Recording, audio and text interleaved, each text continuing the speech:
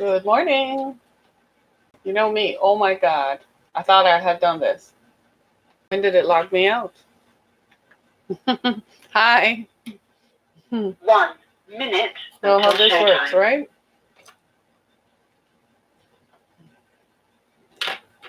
Hmm.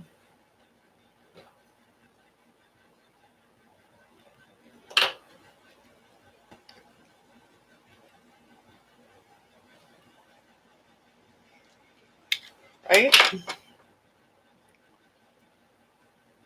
So here we go. Hey, friends. It's me, myself, and I. Me, myself, and I. It is Friday. Freaky Friday. Me, myself, and I. It's time to be fearless, right?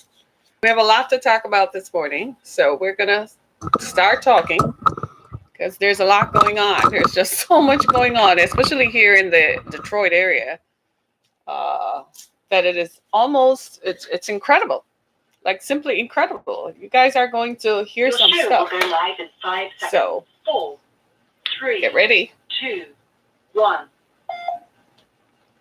Hey everybody, good morning. Welcome. This is Harriet Kamek from Down to Earth with Harriet Kamek. Hey, I just wanted to say hello and thank you all for joining us.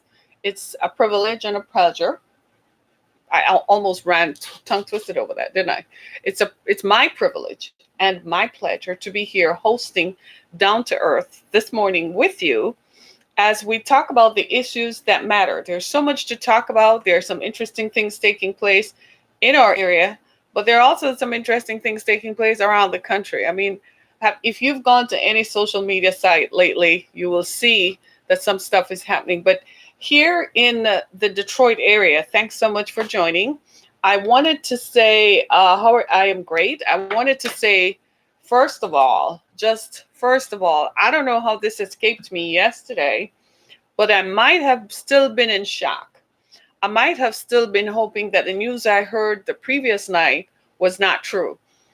Recently in our area, on Wednesday evening, a Detroit police officer who was serving and protecting was shot and killed. And I'm going to outline the scenario for you and to tell you that I think I'm still in shock. I still can't believe that he lost his life while he was trying to help someone else. And I want to talk about it because I found myself moved to talk about this uh, epidemic of violence against women. But I'm also going to take some responsibility for it as well, that we women also have a role to play. And I'm going to take some responsibility, and I'm advising women to take some responsibility. So let me put it into perspective for you. For those of you who are just joining us, here's the real story. The real story is that in the last, I'm going to quote this. This is from the Macomb County prosecutor. Macomb County is one of the counties that make up the Tri-County area surrounding Metro Detroit, right? So there's Oakland, Wayne, and Macomb, right? So Macomb County, this is what the Macomb County prosecutor said, and I'm quoting him. He said, this is the sixth murder case resulting from a domestic violence situation that he has had in the last 2 months in his office. This is from the Macomb County prosecutor, right? So what happened? I'm happy you asked. Let me tell you. So a young woman, she's 20 years old. She was living with her boyfriend, who is 18, in an apartment, right? Somewhere in Macomb County. They got into an argument and she recorded him on her cell phone, used her cell phone video to record him loading bullets into a gun. You know what he said to her? Oh, you think I'm playing, huh? I'm going to use these hollow tip 45s to whatever. When she stopped recording him, he turned the gun on her and shot her and killed her. He began driving around with her in his vehicle. He called his mother to hide the evidence. He called his mother. She complied to hide the evidence. And he was driving erratically around, so he got pulled over by the police. The police, when they pulled him over, discovered his girlfriend's body in the vehicle. And that was the end of his freedom.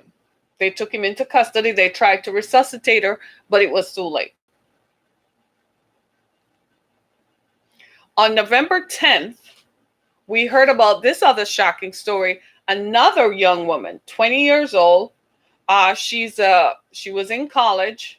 She was working. She got off her late shift at a regular store, right?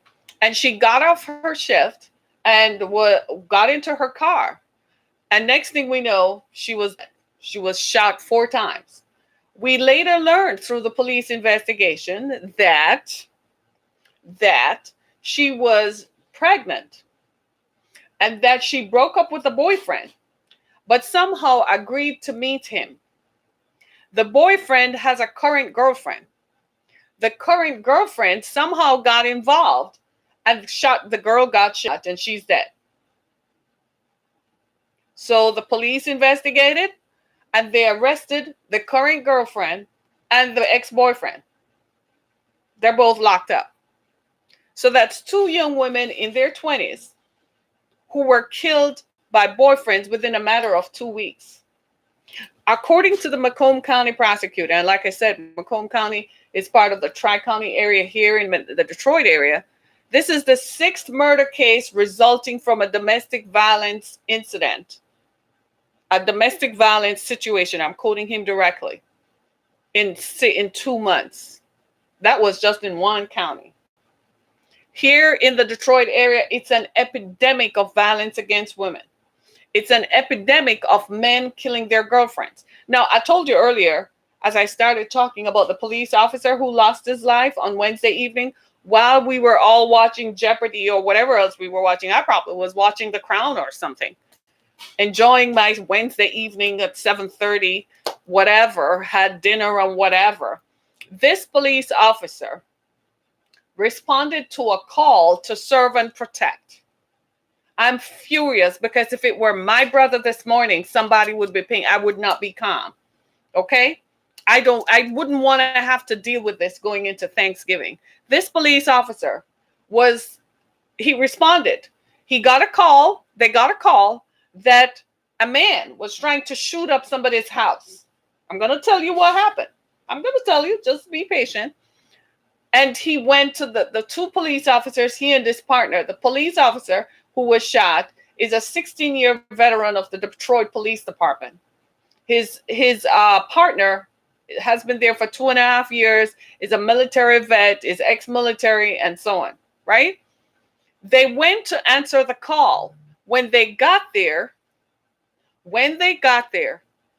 they cleared the main level of the house. They went upstairs. The occupants of the house ran out and told the police officer that the crazy guy, the guy was in the house with a long rifle. They heard a man is inside of a house with a rifle, and they went in nonetheless. They cleared the main level. They cleared the upper level and were on their way down into the basement. So, they're police officers. They probably identified themselves. Man, come out of the house. This is blah, blah, blah. This is officer blah, blah, blah. Come out of the house. This is the police. Come out of the house. As soon as they started going down the basement, this nuthead opened fire, shooting one of the officers in his neck. I don't need to tell you what happened. The other officer got shot in his foot. The one who was shot in his neck didn't live. Oh, God.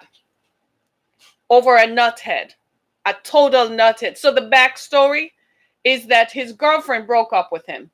His girlfriend lives in the house. The family members said he's been coming there since last week trying to talk to the girlfriend. The girlfriend probably is afraid of him. She went to her family. Her family are trying to protect her because apparently when you break up with them nowadays, they want to kill you. Big, strong men walking around with guns. But when a woman breaks up with them, they want to kill somebody. They want to kill her.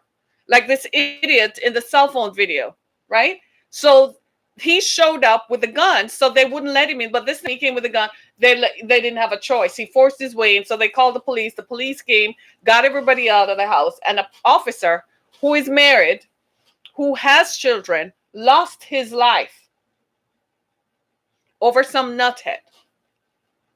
So while I'm saying there's violence against women, that it is unprecedented and it is epic, because in one county, 6 murder cases resulting from domestic violence situations in 2 months It is an unprecedented epic violence. But the issue behind this is, ladies and gentlemen, these people didn't just show up violent. They didn't snap, they didn't flip. They were violent from the beginning. So the question I'm asking women, why are we dating men who are dangerous? Why are we bringing people into our lives who are dangerous? You thought it was cute when he has a gun. Did you think it was cute when he has a gun? Did you think that, oh, you feel safe with him because he's going to protect you? Or it didn't occur to you that when you no longer want him, he's going to turn the gun on you? Ladies, once you see violence, you cannot stay with him. You can't change him. You can't love him. No matter what sob story he's going to tell you, and he's going to tell you how his mama didn't love him. He's going to tell you how the whole society is jacked against him. Leave, because you're going to pay the price.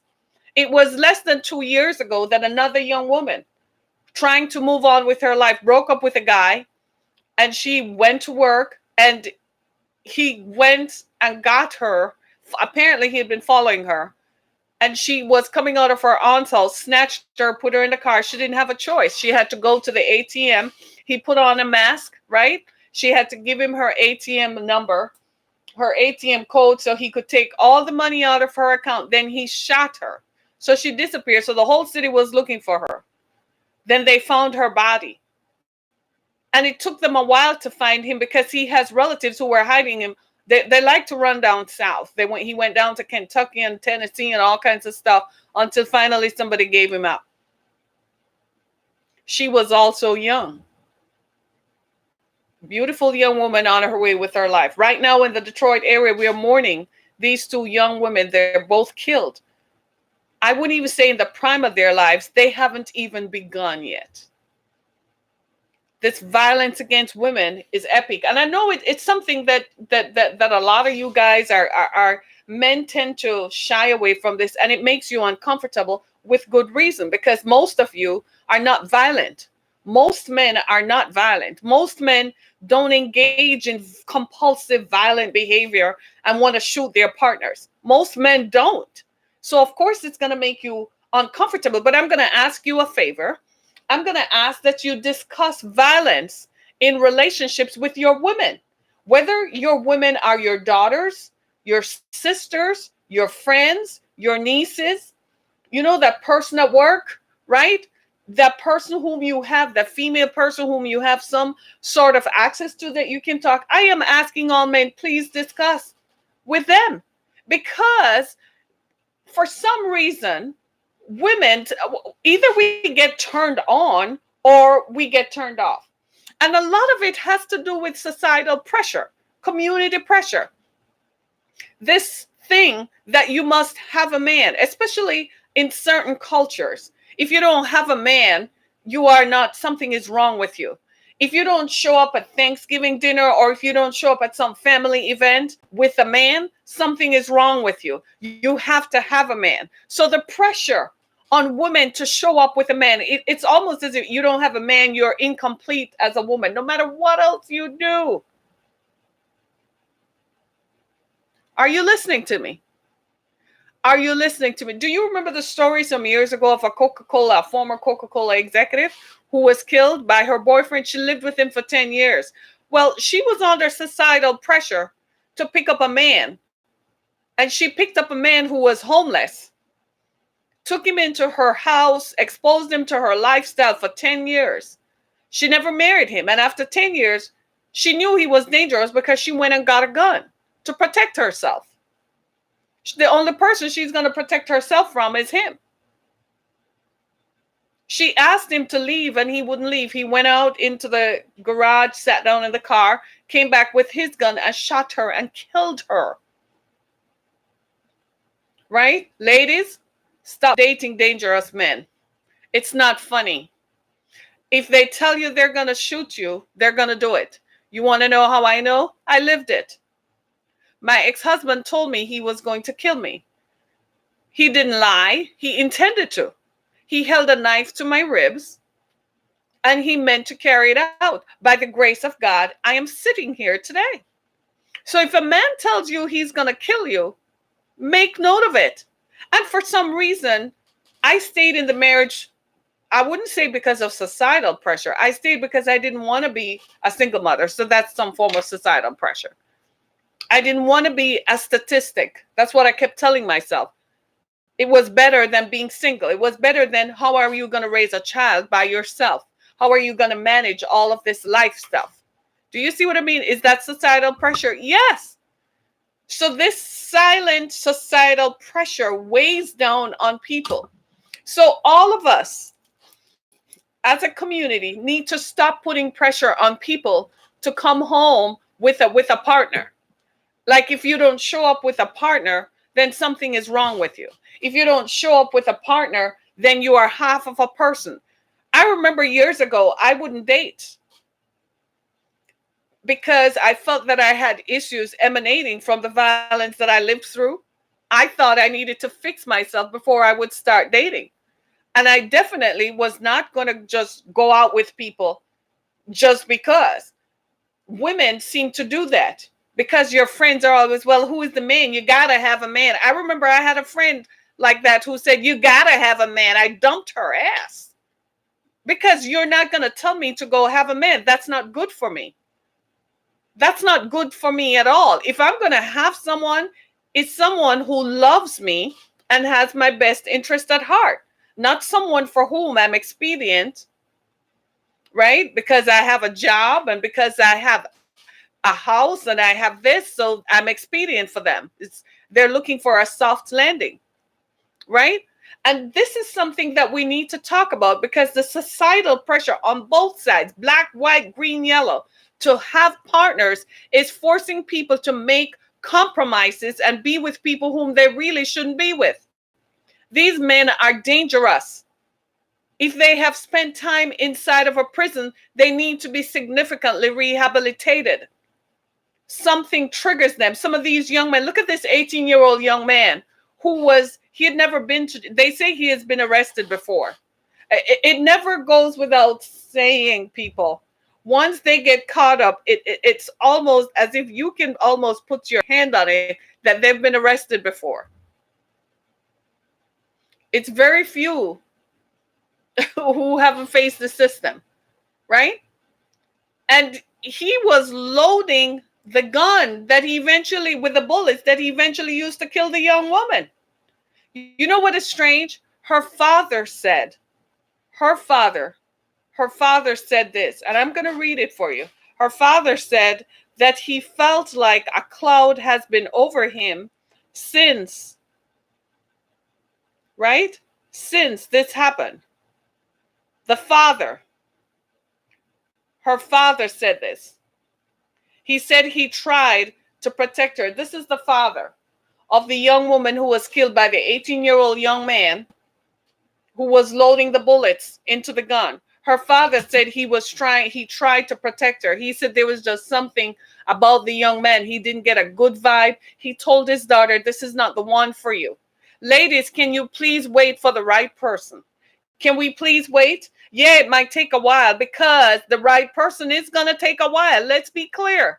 But in the meantime, don't have these people come into your lives. They're going to kill you. How many of these stories are we going to read about and realize that this is an epidemic? Realize that this is true. Ladies, it's up to us. The rest of us can tell you to end domestic violence all day. The system is there to protect you, but you are placing yourself in danger. You can't be hanging around with people who are dangerous. You know they're dangerous. You know they have a gun. You know they're doing things that they shouldn't be doing. It's not fascinating. We're not living in the days of Al Pacino. This is not the OK Corral days. Oh, so he's going to tell you he has a gun because if he gets attacked, who is going to attack him? Does he have PTSD issues? Was he in the military and thinks that people, I don't drive around thinking everybody's going to attack me. I'm not like, oh my God, everybody's got. Why are you dating these people? They're dangerous. And they're a danger to you. And if you have children, they're a danger to your children. And women are looking at me like, oh, Harriet, I lived it. So you don't have to take my word for it. Just go pick up the 6 o'clock news any day, and you will see the evidence of what I'm saying. I don't have to prove anything at all. The evidence and the statistics are there. Listen to me very carefully. The Macomb County prosecutor, when a prosecutor tells you that this is the 6th murder case resulting from a domestic violence situation in 2 months, you know we got a problem. These young men are angry. These men are angry.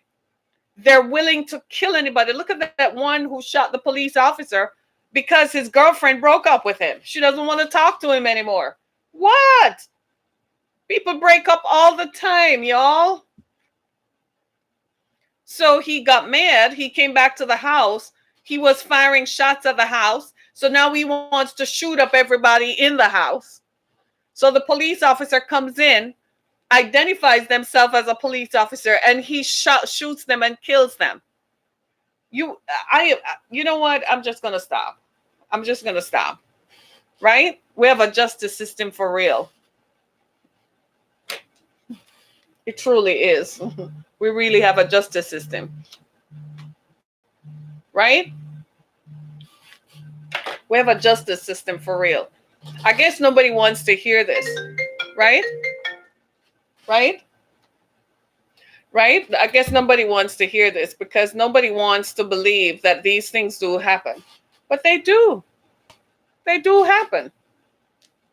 They do happen. Right? They do happen. They do happen. Right? Unfortunately. Right? They do happen. And so we find ourselves in the midst of an epidemic. We find ourselves in the midst of an epidemic surrounding violence against women. But as we move forward into the movement of ending violence, what we're discovering is that there are some factors that we used to think we couldn't control. We used to think that there were factors that were outside of our control. One of the things we're finding out is that the violence is occurring after the fact. When you meet the person, that's when you have the control. So you meet someone, and if you can detect that there is some violence with them, I'm not talking about within the first 5 minutes, I'm talking about after some time you've spent with them. If you detect that there is some element of violence, the question you need to ask yourself is, what would prevent him from using that violence against me? Now, most of us think that, oh, well, he likes me, he loves me, he would never hurt me.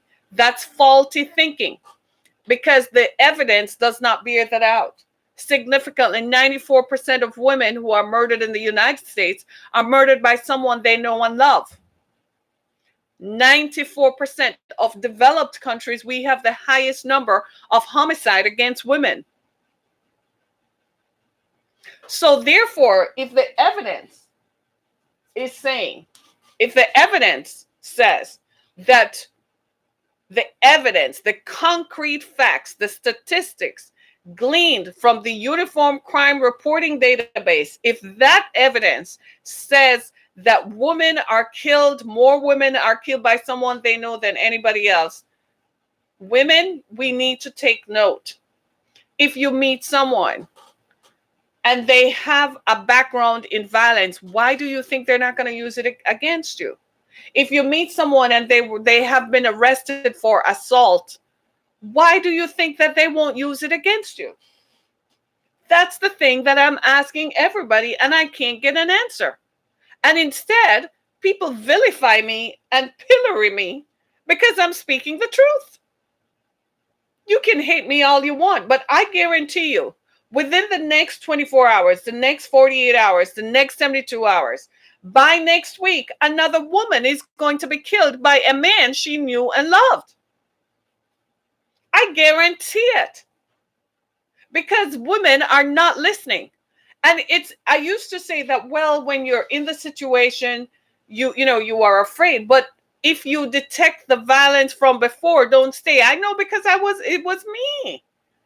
The first time my ex-husband choked me, I should have left. But I thought, I accepted his apology that he didn't mean it when he meant it. He meant to kill me. That was always what he wanted to do. So today, when I look at young women and I look at women in general, and some of you guys are going to jump all over me and say all kinds of stuff. I'm not talking about you. Why does this hurt you? I'm not talking about you. Most men are not violent. They're not violent against their women. I'm talking about the men who kill their women and the men who hurt their women. That's who I'm talking about. So if you fall into that category, well, sucks to be you. Maybe you shouldn't be on this broadcast, but the evidence, my friends, the evidence is what I'm looking at. The evidence.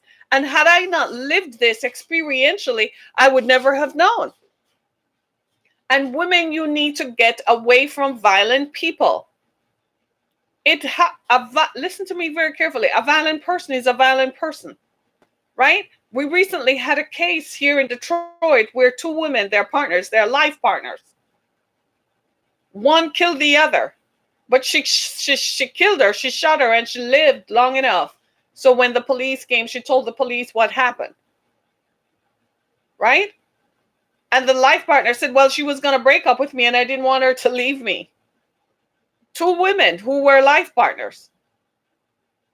She killed her anyway. A violent person is a violent person. Now, when you read her background, the thing you say to yourself is, you didn't see that she had a violent background, that no matter how much you thought she loved you, she still has a violent background. She's been, locked up for assault. She's been arrested for assault before. Ladies and gentlemen, we are placing our lives in danger. We place ourselves in danger by associating with people who have a potential for violence. If people, it is demonstrated and evidenced by their past experiences. You know something? Let me just be honest with you. My ex-husband beat me up. That's a given, right? There is no report anywhere that says I ever retaliated. Never. He could never say I initiated it. First of all, he was bigger than me. Secondly, if he said so, he lied. Because the evidence, when the police showed up, was always the opposite, right? So when you read the police report, he was the initiator and the aggressor, right? So I'm being transparent there. I'm just being open and transparent, right? So there is no evidence that I ever did. And I used to ask myself this question, like seriously. I used to ask myself, because, when the violence is down, you would sit down and think about it. And I used to ask myself, no, why don't I respond with violence? I used to ask myself that question. Why? Why is it that when he's attacking me, I don't turn around and fight? You know what I found out? He asked the same question. He said, I don't understand you. How come you don't fight back? And finally, one day I said to him, you know why? I'm not a violent person. You did everything to bring out violence, and it can't come out of me because it's not in me. Do you see what I'm saying? What I'm trying to say is that people have been socialized to be violent. And so their responses to crisis, people have crisis in relationships all the time. There is always disagreements. There are always disagreements. There are always conflicts in relationships, especially relationships between intimate partners, right? You're going to disagree. You're going to disagree about what color comforter you should put on. You're going to disagree about the color of the bedroom. You're going to disagree about getting married, what colors you should wear. You're going to disagree about the fundamentals of life. You're going to disagree about spending, but is the proper response, is the right response to respond with violence? Shut the hell up. Shut the hell up. Is that the right response? No. If someone starts responding like that, you need to get away from that. Because like I found with my ex-husband, it started with, shut up. I said to shut up. And to choking, from choking became slapping. And from slapping became fisticuffs. Next thing I was being kicked and beaten with all kinds of stuff that he could lay his hands on. You see what I'm saying? So what I'm saying is that we need to recognize We need to understand what causes violence. We need to, in understanding it, then you know how to treat it. And ladies, unfortunately, you can't stay there to figure it out or to treat it. You can't stay there long enough to try to mobilize or try to think that you can apply remedies. There is no remedy. A person who is violent, my ex-husband did not stop. I had to leave him. Otherwise, he was going to kill me. His obsession with killing me and controlling me was such. And one of the key factors we've found in violence is control. Power and control is one other person determining that they want power and control over another person. So they're going to exercise power and control over someone else. And they don't care how they do it. For some reason, these people thrive on power and control to the extent that they're going to use whatever means they have to do it. Ladies, men are interesting creatures. They're very interesting. Some men control us not by violence. They don't even use violence. They know exactly how to control us. So a man who uses violence to control you is a violent person, and you need to get away from him. Because asking a guy, he knows exactly how to control a female if he wants to. He doesn't have to use violence. My ex-boyfriend said this. He said, any man who hits a woman is a punk. That's what he told me. And he said, if that were to happen to any female members, any female relative of his, they'd have to deal with him. And frankly, when I looked at him when he said it, I was like, well, you know what? I trust you. When he met me and he knew my story, one of the first questions he asked me is, where is he now? I was like, it's okay. I was like, it's okay. He said, no, I just want to know if you're safe. I mean, like, is he still around? Is he still in your life or something? And I'm like, no, God fixed that for me. Right? Violence is violence is violence, and violent behavior is repetitive. This 18-year-old kid who killed his 20-year-old girlfriend had been arrested before. Guess what? On what? Say it. Domestic violence. Yet the woman around him, his mother, was going to help hide evidence of a murder. Luckily, the cops pulled him over and found the girlfriend's body in the car. Like a slam dunk for a prosecutor right there. Because they were going to say he doesn't have anything to do with it. He doesn't know anything. And it's all circumstantial against her son and blah, blah, blah. Ladies, stop it. Family members, you know your male family, you know some of your sons and nephews and uncles and brothers, you know they're violent. Stop putting up with it. Stop condoning it. You're sitting there, you see them beat up their girlfriends, beat up their wives, you know that, and you see them show up with a new girlfriend and you don't say anything. Talk to him. And for the love of God, this societal pressure that you must have a man. You know, I had a sister who said that once. I kid you not. Her kid was sick. And I showed up at the hospital. You know what peeved me off that day? I canceled a client meeting because my niece was very ill. And when I showed up, she said, well, you know, you haven't brought a man around, so you must be, maybe someday you're going to bring. I said, the devil is a liar. I said, you're accusing me of being a lesbian? I couldn't believe it. Because I don't do what you do, run from one man to the other and run around with different men. You see what I'm saying? The societal pressure. What if I had caved into that pressure? I can't believe this stuff. I couldn't believe it's a sociological concept.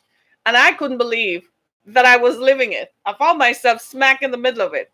I looked at her and smiled. She's a wreck today.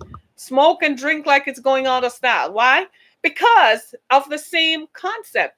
She's one of those people who believe you must have a man. So they come in and out of her life. They're interchangeable. Like every 30 days is a new one. I kid you not. Why? Because there's this thing, you must have a man. Like having a man is some sort of validation of your femininity. Ladies, it is not.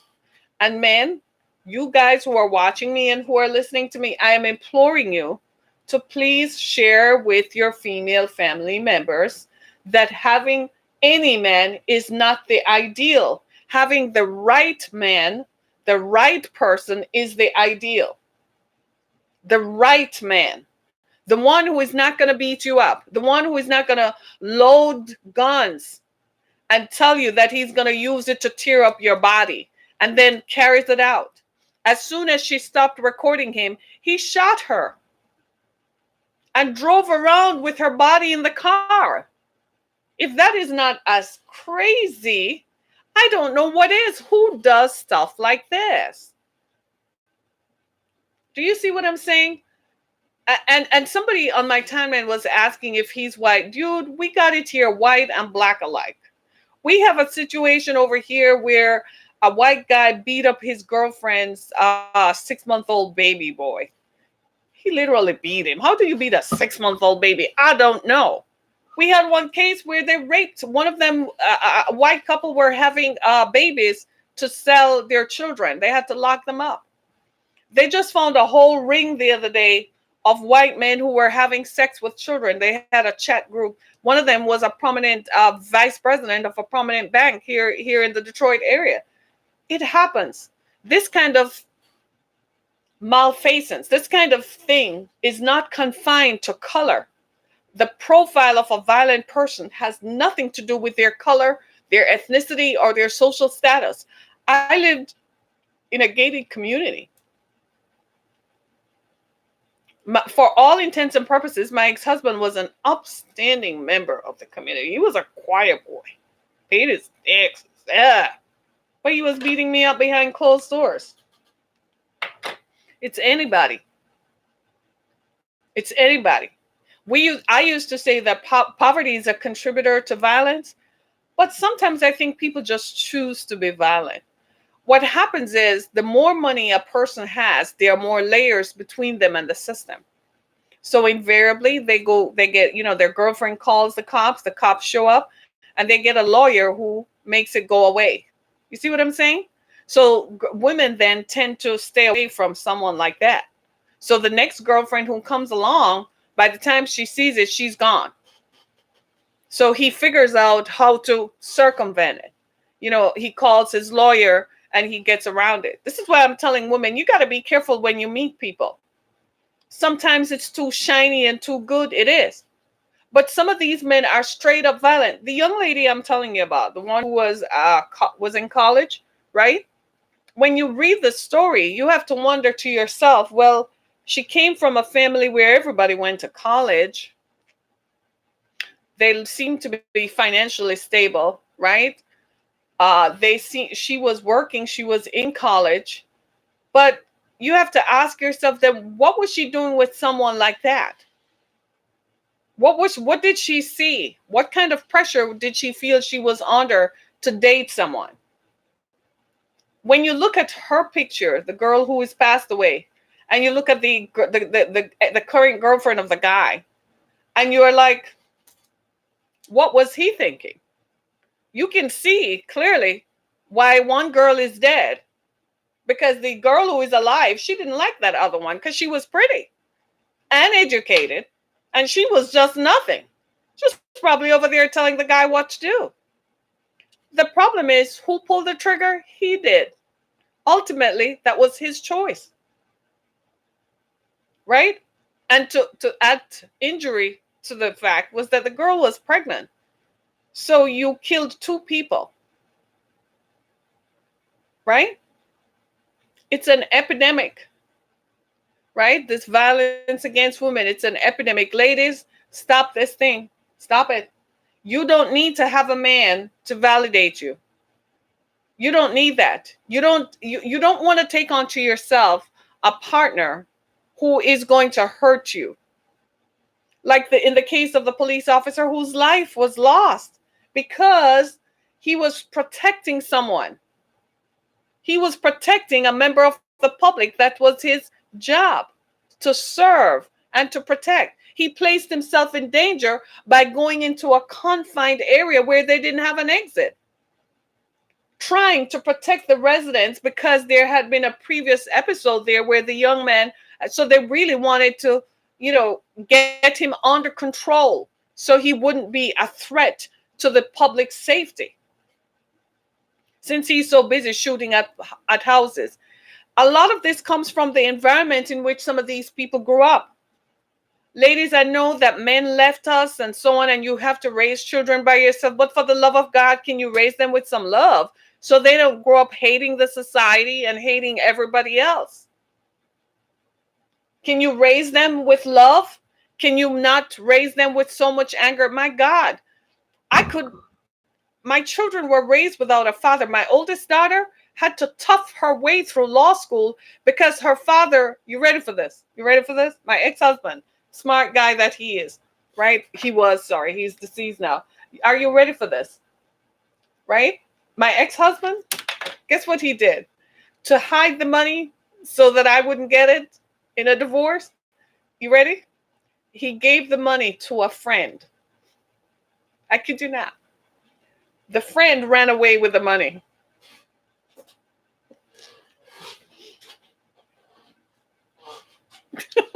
Are you hearing me? The friend ran away with the money. So my oldest daughter, had to tough it through law school. The money that was supposed to send her to college and through law school, that money, my ex-husband, in an effort to hide it from me so I wouldn't get it in a divorce, he gave it to a friend, y'all. And the friend ran away with the money. You can't make this stuff up. You just simply, you can't make it up. You can't make it up. It happens. Do you see what I'm saying? Right? So I could have fed my daughters with vitriol and so on. No, I told them the truth. There are good people and there are bad people. I just happened to have met a bad one. But there are good people out there. I continue to reinforce that and say the evidence is not really backing it up because, maybe I just had a series of bad experiences. I don't know. Maybe I need a cleansing, or something. I don't know, people, right? So the evidence is not supporting my claim that they're good people personally, but I point to a number of other experiences, but I'm like, I really can't attest to it because I don't live it, right? But that doesn't make them go around and be angry, shooting the place up and being angry and violent and cursing expletive and so on. At their nature, my two daughters, they're very kind people. They're very calm people and helpful people at their very nature. They're sweethearts. They're going to find some good men and I raised them to be someone's wife. Do you see what I'm saying? I said, you're not going to be my daughters forever.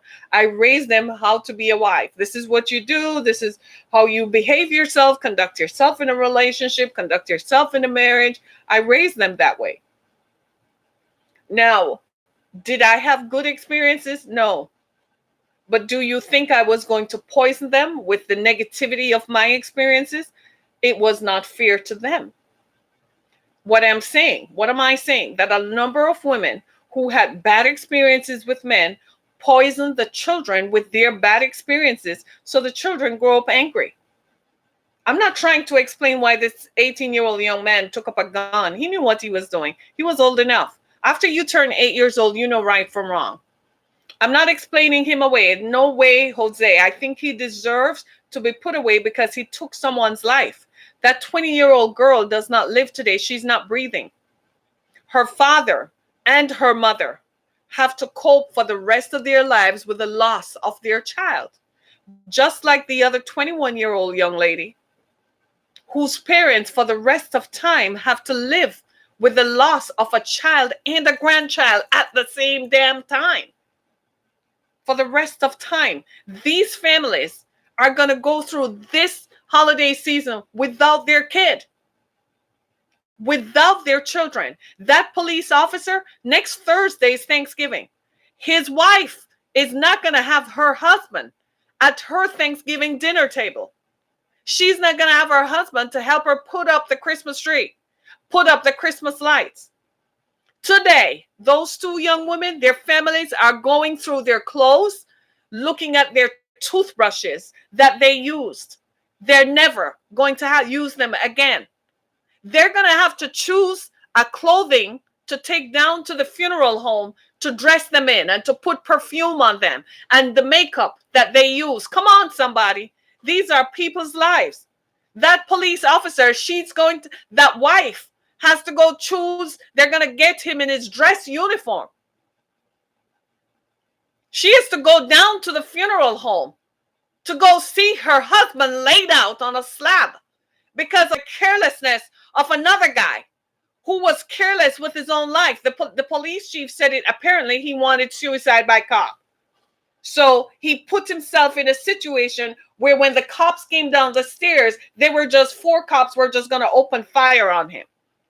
The police were not going to do that because I don't blame them. Nobody deserves that. So instead, he shot one of them, and the bullet, he shot them deliberately, intentionally, in his neck. And you expect me to say that, oh, he was just a misguided young man. No, he knew what he was doing when he picked the gun up. He knew he was going to shoot someone, and he was prepared to take the consequences. Well, I think they need to bring the death penalty back to Michigan.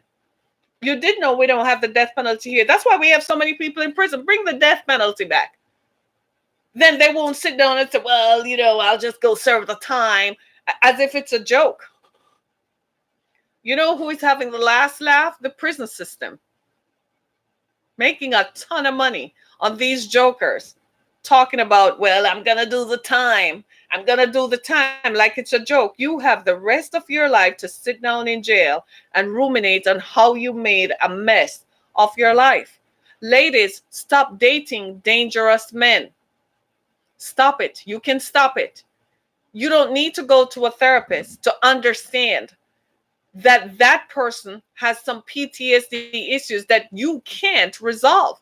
Stop dating men who have a potential for violence, because they will kill you. If someone, ladies and gentlemen, it works for men too. If somebody tells you they're going to kill you, it's been my experience that they mean it. They meant it when they said it. Run for your life.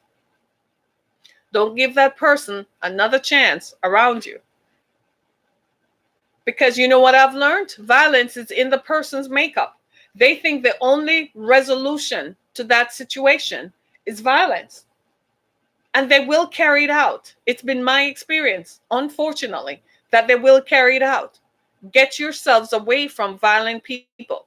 If you have friends who resort to violence, even if it's just your friend, they're always violent and always think everything should be resolved with a gun. Get away from those people. Right here in the Detroit area, especially in Detroit. The police chief of the city of Detroit issued a statement the other day, just a day before the cop was killed. Can you believe it? You know what he said? He said, I don't know what else to do to people, because he said, I don't understand why every dispute has to end with a gun. Why can't people de-escalate? Why can't people resolve their conflicts? As soon as they enter into a conflict, the first thing they think of doing is being violent about it. It happens all the time. You know how you and I are, right? It's like I don't even like going out in public much anymore, because sometimes you're sitting in a restaurant and you see people start throwing stuff down and start acting out, and your eyes become like, are they going to be, go postal any day now? Because it seems to me today that people enjoy conflict and that people don't know how to resolve conflict. Can't we sit down and talk? Yeah, I'm going to get angry because whatever happened is not, fruitful, But can you talk it out instead of picking up a gun? It's like the ultimate power symbol is a gun. We have such a gun culture. It's like, I'm going to exert my power over you, and I'm going to show you that I have power over you. So I'm going to pull out my gun, because my gun is my symbol of power. The devil is a liar every day, all day. What on earth? So now we have this community is about to bury two young women and a police officer who died trying to save another woman from getting killed by a violent boyfriend. That's what he paid his life for. Man, I am telling you, ladies and gentlemen, ladies and gentlemen, ladies and gentlemen, ladies, the pressure that people are putting on you to show up with a partner, cut it out. If you have friends who are telling you, girl, you need a man, tell them go take a hike. Do not associate with people who are violent. I don't know what else to tell you. Go to college, y'all. If you're in your if you're 20, 21, and 22, you should be on a college campus getting ready to graduate. Chances are, if you're doing that, guess what? You are going to place yourself in a trajectory that will change your life. It is going to do what? It's going to put you outside the scope of people who are violent and who have a propensity for violence. Do you see what I'm saying? So tell your young people, go to college. If you are between 18 and 22, you ought to be in college. They ought to be in college. Not going to college, you're going to pay for it. Even if it catches up with you later, you're still going to pay for it. It changes the whole trajectory of your life. Say amen. You're all nodding your heads. Amen.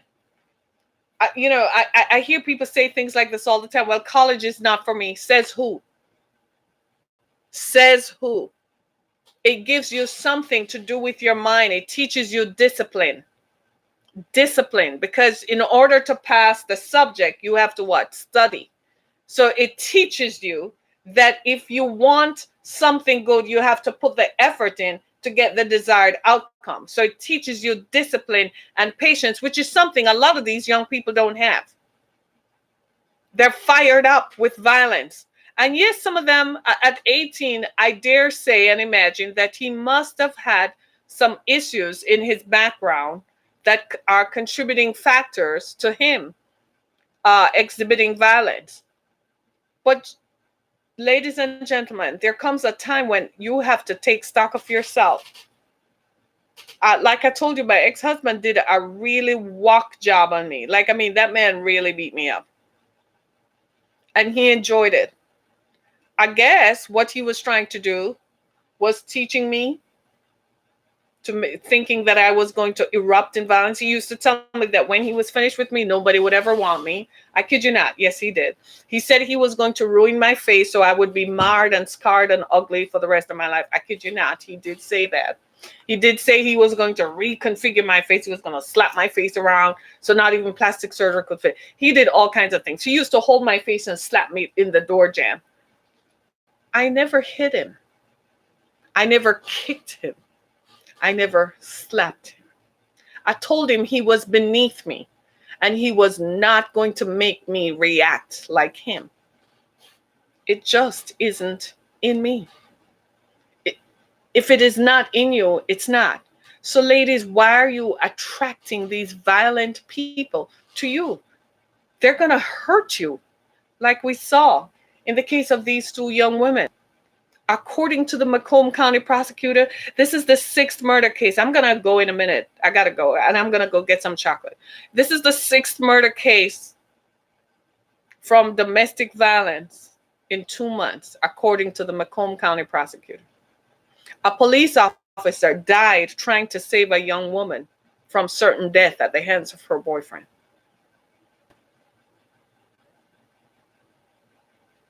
We got to stop this. Come on, breathe. I love you. Let's breathe. Breathe. Breathe. This was heavy. This was heavy. I pray for you. I pray peace and comfort and protection over you, that you will help those who come across your path. When you hear them start talking, ask questions. When you hear your daughters come and they introduce, like this man who said from the beginning he never liked that boy for his daughter. Talk to her. Your daughter brings home Snake or some guy, his name is Snake or whatever. Talk to your daughter. Don't quit. Still talk to her.